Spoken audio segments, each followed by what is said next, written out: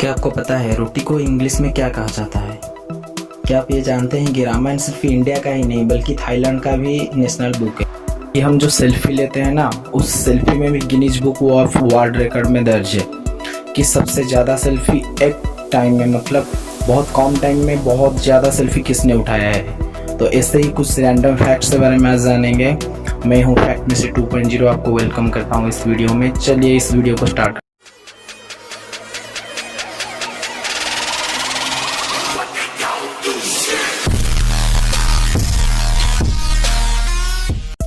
Number 1, Ramayan को Thailand में रामकेन बोला जाता है और ये वहाँ का नेशनल बुक है।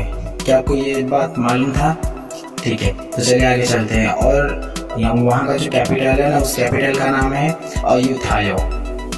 मतलब राम जी का जैसे उनके राज्य का नाम था अयोध्या, उसी टाइप से वहाँ का कैपिटल का नाम है अयोध्या। तो मानना पड़ेगा इंडिया का बुक है, लेकिन थाईलैंड में इसको कितना माना जाता है, इससे पता चलता है कि इंडिया का कल्चर कहाँ से कहाँ तक बढ़ा गया। फैक्ट नंबर 2, दुनिया में जितने भी डाटा है ना, जैसे हम उसे हार्ड डिस्क में या हमारे पेन ड्राइव में, मोबाइल फ़ोन के इंटरनल स्टोरेज या एसडी कार्ड में जैसे स्टोर करके रखते हैं, उसी टाइप से दुनिया भर में जितने भी डाटा है, सारे के सारा डाटा हमारे जो डीएनए होता है मात्र 4 ग्राम डीएनए में ही समा जाता है। It's amazing. नंबर 3, आप सबको तो इसके बारे में पता होगा कि चांद पर जाने वाला पहला आदमी नील आर्मस्ट्रांग था, लेकिन क्या आपको इसके बारे में पता है कि चांद पर जाने वाला दूसरा आदमी कौन था? हाँ, मैं आपके जानकारी के लिए बता दूं कि चांद पर जाने वाला दूसरा आदमी था बूज आल्ड्रिन, जो कि नील आर्मस्ट्रांग के साथ ही गए थे। और चांद पर वो दूसरे आदमी थे जो उतरे थे। और उसने चांद पर, ये बात मैं आपको बता दूं कि उसने चांद पर पहले आदमी था जिसने पेशाब किया था। क्या बात है, चांद पर भी पेशाब होता है। फैक्ट नंबर 4, आप ये जो पिक्चर देख रहे हो स्क्रीन पर, क्या आप बता सकते हो कि ये पिक्चर किसका पिक्चर हो सकता है? सोचिए, थोड़ा दिमाग लगाए कि बताइए आप ये किसका पिक्चर हो सकता है। हाँ, ये आप जो पिक्चर देख रहे हो स्क्रीन पर, ये पिक्चर सैंड का ही होता है। मतलब रेत जो होता है, इस रेत को अगर हम मैग्नीफाइड करेंगे, 300 टाइम्स मैग्नीफाइड करेंगे, तो उसमें एक ऐसा कुछ चीज़ दिखाई देगा हमें।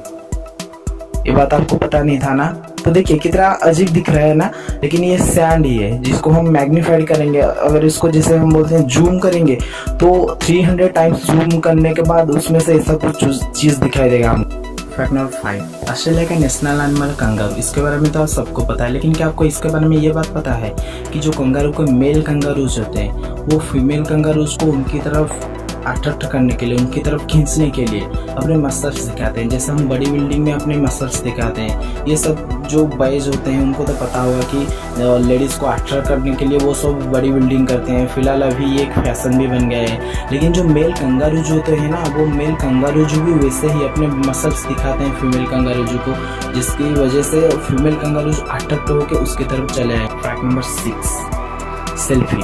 दुनिया भर में इसका क्रेज़ इतना है कि हर कोई चाहता है कि सेल्फी ले, लेकिन क्या आपको पता है सेल्फी लेके भी Guinness book of world record में अपने नाम को हम दर्ज कर सकते हैं। दुनिया भर में जितने भी सेल्फी लिया गया है, आप सबको तो WWE के रॉक बारे में पता है, द रॉक, जिनके पूरा नाम है ड्वेन जॉनसन।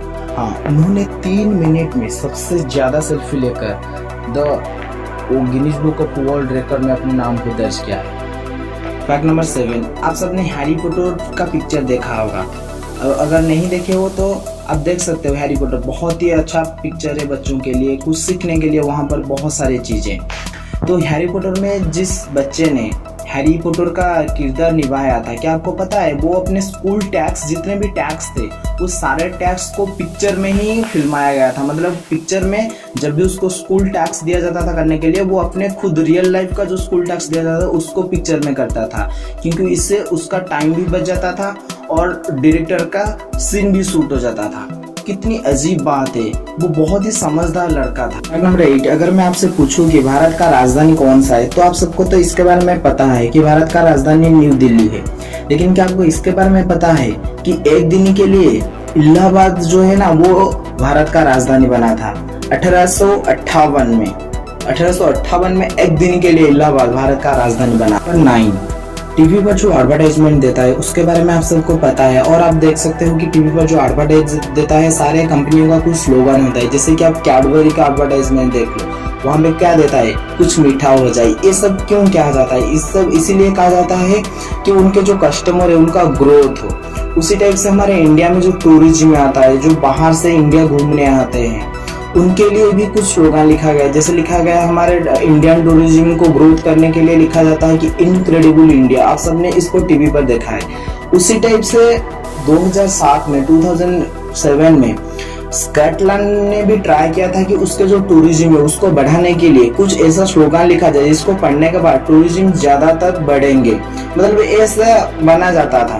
तो स्कॉटलैंड ने क्या किया ना, इस स्लोगन को लिखने के लिए 6 महीना लगा दिया रिसर्च में, और वो सिर्फ 6 महीना ही नहीं, उसने लगभग 1,22,00,000 रुपया भी खर्चा किया था।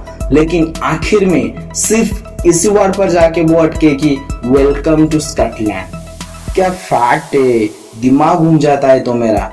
बाप रे, इतना सिर्फ लिखने के लिए 6 महीना और 1,22,00,000 रुपया खर्चा हो गया। फैक्ट नंबर 10, क्या आपको पता है रोटी को इंग्लिश में क्या कहा जाता है?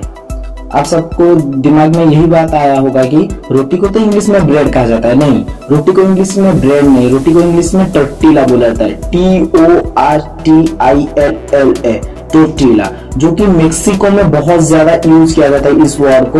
और मेक्सिको में टोर्टिला वर्ड का मतलब है कि मकई से बना कुछ चीज। Number 11, PUBG. इंडिया में बहुत ज्यादा इस गेम को खेला जाता है। और पबजी के बारे में मैं आपको ये बात बता दूं कि जो सीरियस प्लेयर होते हैं पबजी के लिए, उनको ध्यान में रखते हुए पबजी के लिए एक कीबोर्ड बनाया गया है जिसका नाम है chicken dinner keyboard. Chicken dinner keyboard, हाँ, ये चिकन डिनर कीबोर्ड का प्राइस होता है लगभग इंडियन रुपीज में 10,000 से 11,000 रुपया पड़ जाता है। तो ये सिर्फ पबजी प्लेयर के लिए बनाया गया इस टाइप को, special type of keyboard. Fact number 12, सऊदी अरब। सऊदी अरब के बारे में आप सबको पता है, वहाँ के एक प्रिंस होते हैं ना हमेशा। हाँ, सऊदी अरब की जो प्रिंस है अल वलीद, उनके एक कार है जिस कार पर डायमंड का इंक्रस्टेड किया गया है, और उस कार का प्राइस है 312 करोड़, मतलब 312 करोड़ का उस कार का प्राइस है। और ये तो फिलहाल कोई फैक्ट नहीं है। हाँ, एक कार है जिसका प्राइस है 312 करोड़, लेकिन फैक्ट तो अभी आप जानेंगे। ये यहाँ इस कार को कोई भी छू लेगा तो उसको 1,00,000 रुपया तक जुर्माना देना पड़ता है। ये उन प्रिंस का एक रूल है कि इस कार को जो भी छुएगा उसको 1,00,000 का जुर्माना भुगतना पड़ेगा। आपको इस वीडियो में कुछ सीखने के लिए मिला है तो इस वीडियो को जल्दी से लाइक कर दीजिए और जितना हो सके शेयर कर दीजिए, ताकि अपने फ्रेंड्स, अपने घर वाले सारे को इस फैक्ट के बारे में पता चले और उनको कुछ ज्ञान मिल जाए फ्री में। और अगर आपने अभी तक इस चैनल को सब्सक्राइब नहीं किया है तो जल्दी से सब्सक्राइब करके लाल बटन पर क्लिक करके ऑल पर क्लिक कर दीजिए, जिसके बाद आपको मेरा हर कोई वीडियो का नोटिफिकेशन मिल जाएगा और बहुत सारे फैक्ट ऐसे ही आपको मिल जाएगा।